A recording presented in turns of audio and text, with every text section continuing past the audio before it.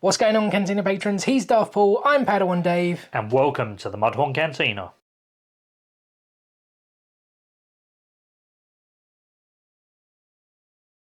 Here we go then, guys. Hot Toys VGMs, that's Video Game Masterpiece number 53, the Scout Trooper Commander from the Jedi Fallen Order and Jedi Survivor video games.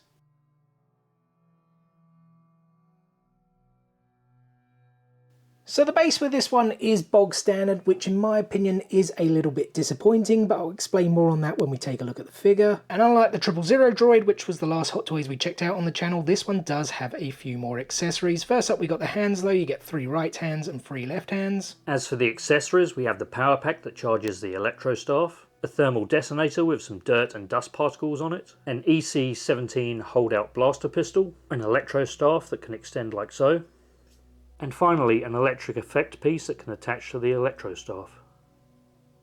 Then we have the figure itself, which I actually think they've done a pretty good job with it. It's kind of a mix of like plastic and fabric, and you were saying it's not like too weathered. Yeah, exactly, not like the kind of remnant scout trooper that we have with the Mandalorian. Yeah. It's just kind of battle damaged even. Well, yeah. Well, maybe not battle damaged, probably the wrong word, just been out in the world and got kind of muddied up a little bit. Yeah, it just needs to be cleaned, popped in the wash. You know, if we start at the bottom, we've got the footwear. This is what I was talking about earlier with the base being so bog standard.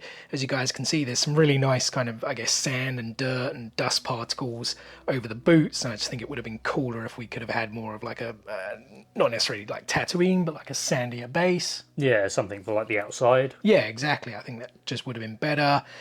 We've then got that piece on the side. Is that the holster? Yeah, it's the holster for the holdout blaster. For the blasters, that's pretty cool because holsters are normally, or in most of the figures, they've kind of been sort of a waist holster. Yeah, I think it generally goes back to like the Return of the Jedi with them being on the bikes, essentially. Right, You're kind of nearer to your foot when you're... Absolutely, how sitting. you're positioned, yeah. So it's easier to grab it from the foot. As we kind of go up, we got the knee pads, which I guess look a little bit more cleaner. We always kind of call it the flight suit. Yeah, I'd still kind of would say it's a flight suit. It looks a bit more loose though, doesn't it? To me, this. Yeah, I get they have to have a bit more kind of agility to them, being kind of like a reconnaissance trooper and things like that. And I guess still on a speeder, it's you don't want super tight like clothing that's going to kind of restrict you. And then what do we have going up here? Like utility belt, and this is this another power pack type thing here? Yeah, I assume that's like the power controller for the electro staff, or at least I keep calling it an electro staff. It could be a shock baton, whatever the official in-universe term is. Yeah, and of course the red wire kind of goes up, and then we have that the orange pauldron, I believe. That like signifies a commander, doesn't it? Yeah, that's right. And then that kind of goes underneath and then goes down all the way down the arm into the gloves. And we didn't mention this earlier, even the right-handed glove has some nice detail. It's kind of got the wire coming down onto that metal plate, and I guess I mean, if we can even get you guys to see that, it does look like there's that rounded bit on the glove. So I guess is that what powers up the staff then, essentially? Yeah, I believe so. Yeah, and the obviously the iconic Scout Trooper helmet, again a little bit dusty, but nothing too bad. I don't think it's any different to any of the others that came from the movies, right? Because as we said, this was from the very successful video games, Fallen Order and Survivor, but I think... Yeah, exactly. I imagine it's 100% the same. I don't think there's any... There might be a little slight difference in the painting. And then if we take a look at the back, you can see more dust and dirt particles on the boots. There's the holster with a blaster inside.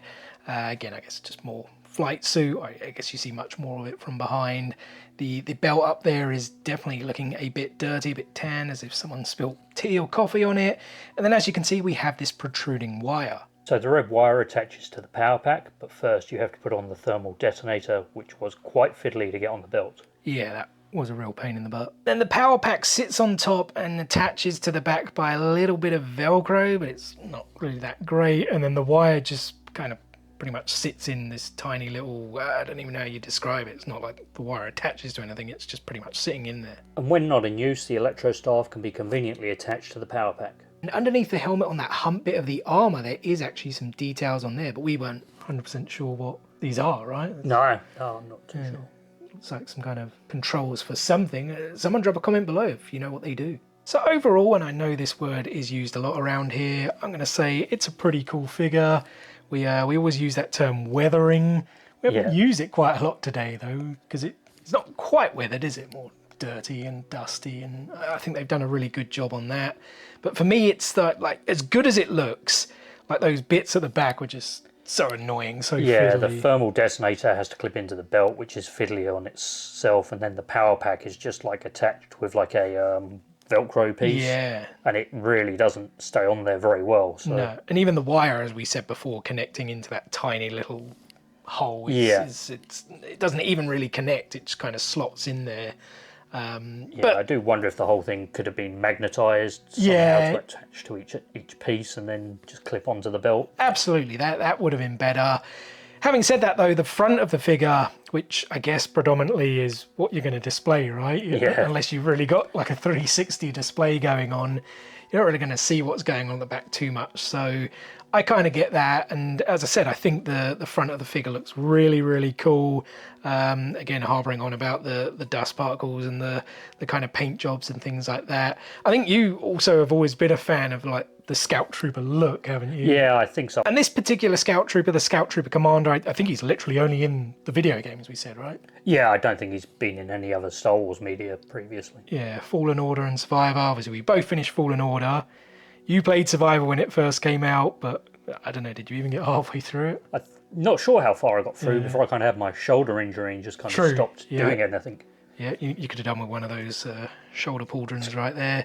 Yeah, I need to get onto Survivor. It's on Game Pass now, so it's definitely going to be one of the next games I play. And speaking of the games, I'm hoping they bring more characters to Hot Toys. Hopefully we get a Cal Kestis, but I'd really like to see a Purge Trooper as well from the games. And well, Cantina patrons, that brings us to the end of this episode. First and foremost, thank you so much for taking time out of your day to spend with us here on the Mudhorn Cantina. It is very much appreciated, and we hope you guys did enjoy the video. If so, be sure to give us a thumbs up, drop some comments below, let us know your thoughts on this figure. And we of course have plenty more Star Wars goodness on the way for you guys. We drop new episodes every single Tuesday, so if you love Star Wars as much as we do, make sure you stay tuned. What is the easiest way to stay tuned, you ask? It's very simple. Subscribe. Hit click, smash that subscribe button and enable those notifications so you don't miss out on any of that future content. Guys, thanks again for watching today's video, and as always, may the Force be with you.